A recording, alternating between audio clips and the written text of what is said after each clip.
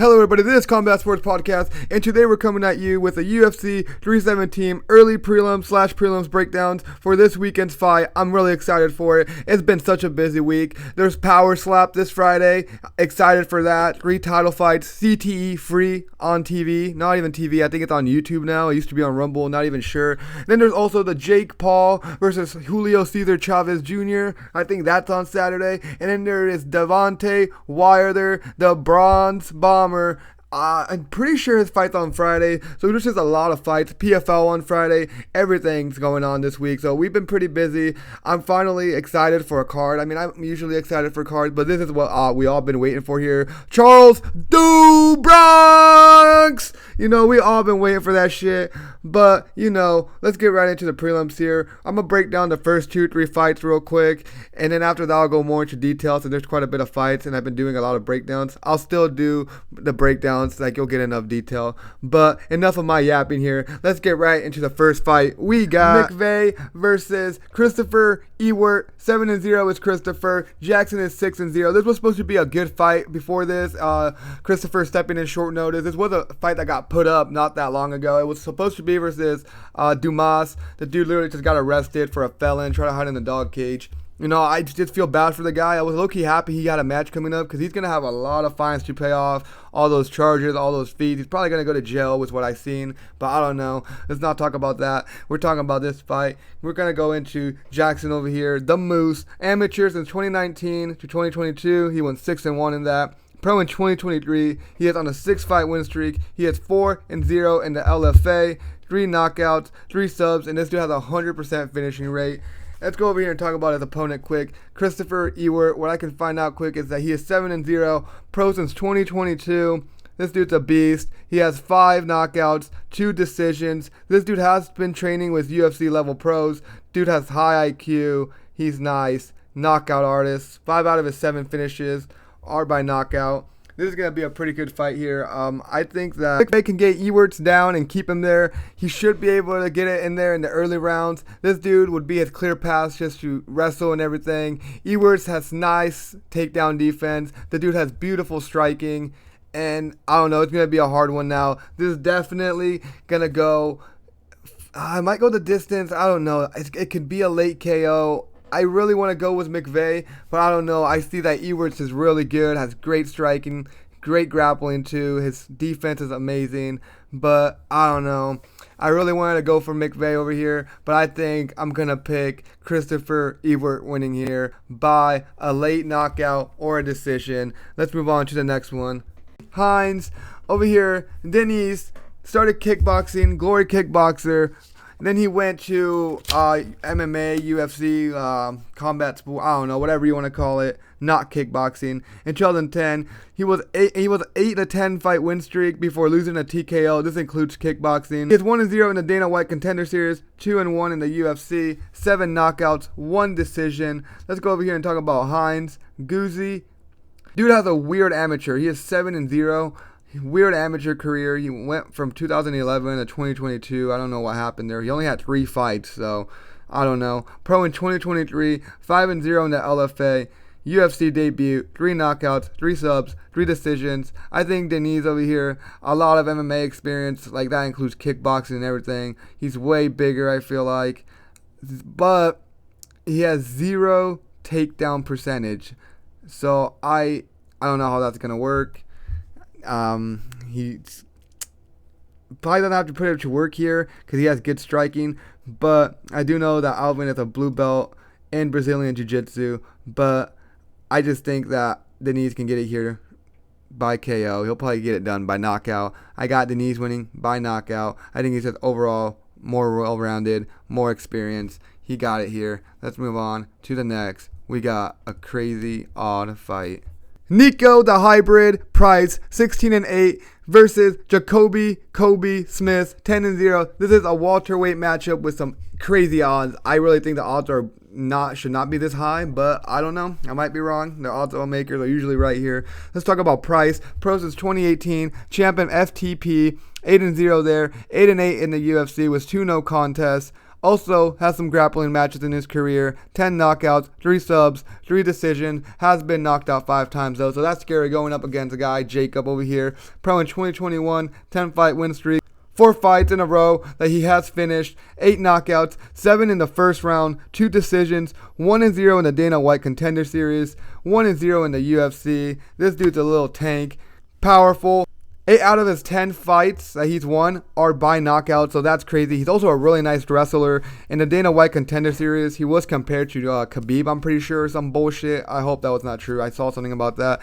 But not as much competition. Price also has knockout power, but he is a little older. See how that goes. Smith is on the come up. Price is on the way out. I think Smith's power can get it done here, but this is a good wild card that you guys can just slap 10, $8, something on there to get your money back. It's like, he's plus 1,000 on some of the shit that I've seen prices. So I don't know. I think his MMA experience, way better competition, could get something done there. Maybe drag it on to later rounds or something.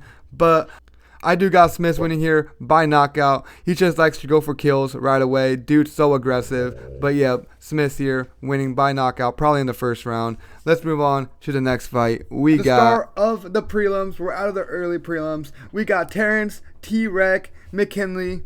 16-7. This dude is allergic to fucking decisions. It's crazy to me. He's literally gone. It's wild. When I get into him, I'll talk about it. It's so many crazy stats about this guy. I can't even. Oh, he's going up against Vyacheslav Savaklos, 8-5-1. This is actually probably his best, closest. I don't know. I want to say it's going to be one of his best, toughest matchups he's gotten in the UFC in a little bit. It should be a good one. The odds should be pretty close. I'm not sure what they are, or they might just be out of here because Terrance is just crazy. Let's get into Terrance so I can talk about him. Terrance, Pro 17, regional champ. This dude, 7-second finish as a light heavyweight. It's crazy. I mean, light heavyweight. As a lightweight, it's wild. Like, what the fuck, dude? 7 seconds. I'm pretty sure that's like the fastest, one of the fastest knockouts in the UFC. Probably the fastest lightweight knockout there has been. Either way, this dude has never been to decision. 20 fights finished in the first round. Doesn't matter if he's won or lost them. I'm pretty sure he's won like 16. Yeah, he's won 16 in the first round and he's lost 4 in the first round. So this dude's just, it's crazy. This dude does not go. He's gone to the third once, I'm pretty sure. He's 0-1 in the Dana White Contender Series. So he did lose in that. He lost to Sean Woodson. He is 2-0 in the LFA. 6-4 in the UFC, 0 decisions, 8 subs, 8 knockouts. Let's go and talk about Savaklos over here. He's 8-5. He is pro since 2019, coming off a loss decision. He is 1-0 in the Dana White Contender Series. He beat Chris Duncan there. He is 1-1 in the LFA, 3-4 in the UFC with 1 draw, 6 knockouts, 0 subs, 2 decisions, and he has only been finished once, and that was a submission by Chase Hooper. So, I mean, a young guy that's great at submission, grappling, like, it's okay. It's fine if you get finished by that guy, I guess. That dude's a gooner, he said. He was gooning. But we're not talking about Chase Hooper. We're talking about Terrance over here. Known for his first round fights. Dude is a beast. Lightweight, like I said, 7-second finish. Nice finishing ability. He has the fastest finish. It just goes to show that this guy's a fucking beast. High level wrestler, I guess, in high school. He was a 2-time champ in high school. Put pressure on people. Literally, he just comes out putting the pressure. Savaklos over here, really nice striker. Let's go look at his striking numbers. He's really good at striking. Nasty clinch work. I'm telling you, when I'm nasty, it's nasty. Nasty elbows, nasty knees. But here's where it gets scary. His takedown defense over here, let's go look at that. It's fucking horrendous. Terrible. He's terrible with people with pressure and grapple. Like, it might not go good. Hopefully he's been training that a lot, because that is what Terrance gonna do. I bet he's gonna go in there, put the pressure on him, strike it out with him, maybe go for a takedown, put that high school wrestling to work. I got Terrance winning here by a submission in the first round, maybe the second. I was looking at the odds, and like, it's just crazy. If this goes to decision, it's like a plus 700 or something. It's just wild numbers. But yeah, I got Terrance here winning. He's gonna put the pressure on and get it done, because Savaklos is just terrible at takedown defense. But let's move on to the next one. We got a banger. I'm really excited for this one. If you guys know, you know. Let's get right into it. We got the women's flyweight bout here. We got Viviana Araùjo, Vivi, 13-6. Not Vivi, sorry. Number 8 ranked opponent. This is the women's flyweight bout, like I said, going up against Tracy Batty Cortez, 11-2, number 10 ranked women's flyweight. This is going to be a good one. Tracy likes to wrestle, mount people. Yeah, she can mount me any day, wrestle me. You know what I'm saying? No, I'm just kidding. I'm about to get my ass whooped. Let's go over here and talk about Vivi. She is 13-6, pro since 2015, regional champ, decent experience. She has a lot of great wins, a lot of losses too, but she got some good experience. 7-5 in the UFC, coming off a decision win, 3 knockouts, 1 sub, 6 decisions, only finished once in 2007, so it's been a little bit. Going up against Tracy Cortez, 11-2. Look at that woman. Doesn't have much power on her. Definitely looks nice, but I'll get more into it. She has like 1 knockout. It's crazy. But amateur since 2013 to 2016, 6-0. Champ, pro in 2017. Lost first fight. And then she went on a streak till she lost her last fight. And it was against a really good opponent. To Rose. She is 2-1 in IFC. 1-0 in the Dana White Contender Series. 5-1 in the UFC, 1 knockout, 1 sub, and 9 solid decisions. Only been finished once too, so she's got a chin on her. Let's go on over here. This is going to be a good fight, I think. The clinch, the wrestling is going to be good. Vivi is a black belt. She's better at striking, I want to say. Well, not better. She's definitely better at striking. Slightly faster than her. She does have some bad cardio going into the later rounds, but she is mainly a striker. Cortez, nice wrestler and nice control, but is going versus a black belt. I don't know how that's going to go here. This is going to be a pretty good matchup if Tracy can get the takedowns and get her on the ground, ride her and all that. It's definitely going to go up to Tracy. I'm just scared of the submissions. But if Vivi keeps it up, standing, stuffs the takedowns, she has pretty nice takedown defense too. I really think she can do that. I'm going to go dog here. I'm going to go for the fucking dog here. I say Vivi keeps it standing, outstrikes her, maybe even takes Cortez down herself. I like Vivi's takedown defense. I think it's going to stand. I got Vivi winning here by a decision. I think if she keeps it standing, she's going to win. She's going to stuff the takedowns. Might get a takedown of her own.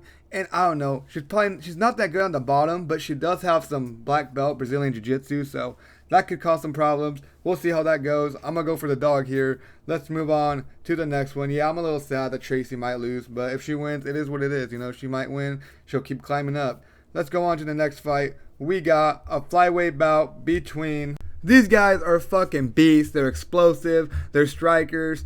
One could get takedowns if he wants to, but he doesn't go for them that much. We're talking about here, we're talking about Hyder the Hurricane Amil, 11-0, going up against Jose Manuel Delgado, 9-1. Let's get into Hyder over here. Pro since 2017, undefeated, never lost, coming off a close fight where he won split decision. He is 3-1. He is 3-0 in the LFA, 1-0 in the Dana White Contender Series, 3-0 in Bellator, 3-0 in the UFC, 6 knockouts, 1 sub, 4 decisions. This dude's a beast. Let's go talk about who he's going up against. Jose Manuel over here. Delgado, 9-1, amateur 2018 to 2021, 4-1. He went on that. Pro in 2022, 6-fight win streak, 1 loss. He's 1-0 in the LFA, 1-0 in the Dana White Contender Series, 1-0 in the UFC, 5 knockouts, 4 submissions, 1 decision loss, never been finished. So these guys, it might go to decision, it might not. The odds are saying it won't. I can see why. These guys are fucking gonna probably sling it out there. Amil is great. He is explosive. 6 knockouts with all that. His pace and his pressure is nonstop. It's just crazy how much he strikes. Oh my god, he just lands so many strikes. Great takedown defense too. Look at that. I said it might get tested here. It says he goes for a lot of takedowns, but from what I see, I don't know. He doesn't really use it, but it might get tested here, and if it does, I don't think he's going to go to the ground, unless it's like a surprise out of nowhere. Jose's nice takedowns, like I said, doesn't use them much. Very accurate striker, though. Look at this. Big knockout power, too. This dude has 9 finishes. Very close, I say. This is going to be a really close fight. Entertaining. If Amil keeps it close, he will win. If Jose uses his lengths, counters really well like he does, he should get the win. But either way, I got Amil here winning by a finish. I'm going to go for the dog, Amil. Let's move on to the last fight of the prelims. Jack the Joker Hermansson, 24-8, versus Gregory Robocop Rodrigues, 16-6. Let's go over here and talk about Jack. Pro in 2010, regional champ, got into the UFC in 2016. He is coming off a win to Joe Pyfer. Fraud checked his ass. 0-2 in Bellator, 11-6 in UFC, 10 knockouts, 7 subs, 7 decisions. This dude's a beast. Let's go on and talk about Gregory over here. 16-6. Started grappling in 2008. Pro in 2014 for MMA. Lost to Bruno Lopez, who fought a couple weeks ago. Regional champ, LFA middleweight champ, got into the UFC in 2021. He also had a couple grappling matches, like I said. He also had a couple bonuses. I want to say like 4 or 5 performers of the night, fight of the night. So this dude performs, either loses or wins. So he's going to put up performance. He is coming off an upset loss to Jared Cannonier. It was a big upset. Jared was like a plus 300 almost, 250, 275. But let's see how he bounces back from that. He is 1-0 in the ACB, 0-1 in the Dana White Contender Series, 3-0 in the LFA, 7-3 in the UFC. Big middleweight, I'm telling you, both of these guys are big middleweights, so it's going to be a big boy clash for their weight. 9 knockouts Gregory has, 4 subs, 3 decisions. But here, I think both are elite grapplers. They're both black belts in Brazilian Jiu-Jitsu. Both can clinch really good, but I think Jack's clinching is better. If Jack clinches, wrestles, this will cause a lot of problems for Gregory. Rodrigues is a slightly better striker, way more powerful as you can see here. More accurate, both really good at takedown defense. So I think if Gregory keeps it standing here, he will win because the striking is way better, way more accurate. And I think he can get it done if it keeps standing. If it goes to the ground and he gets his back on that mat, it will cause problems. Big middleweights here, so let's see how that goes. I got Gregory winning by knockout in the first round. I'm throwing that big prop out there. Fuck it. Let's go, Gregory. Get it done for me, big dog. But let's go recap over here the fights, the early prelims and the prelims. I got Christopher winning, short notice. He's stepping in against Jackson. It was supposed to be Dumas, but he's not stepping in there no more. He pulled out. I don't know what happened. He did get arrested a few months ago, so that might have caused some problems. I got Diniz winning over here, the heavyweight bout. I got Smith winning here. This dude's like a minus 1,000, so don't do anything. If anything, slap a wild card, $10 on Nico Price. He's like a plus 1,000, plus 1,200, so that's some crazy odds. I got Terrance winning. Vivi winning over here versus Tracy Cortez. Yeah, I'm sad I didn't pick Tracy, but I really think Vivi can get it done. I got Amil winning over here, another underdog. And then for the last one, I got Gregory Rodrigues getting it done in the first. I'll slap a couple props up here on my X Friday or so. But that is it. Also, I might upload something short tomorrow, like talking about the Wilder fights. Deontay Wilder fighting and boxing. We got Jake Paul's boxing card. I'll probably do like the top 3 fights on that. Talk a little bit about some power slap. You know, everyone loves a little power slap, a little CTE action, you know. I see there's props on Price Pick. I might slap something up for you guys. See what you guys think. There's 3 championship fights in power slap. Better tune in Friday. There's also PFL Friday. There's a lot going on. But that's it for me. Thank you for watching, everybody. If anyone watched this far, you're the best. Thank you. Like and subscribe, everybody. Peace out.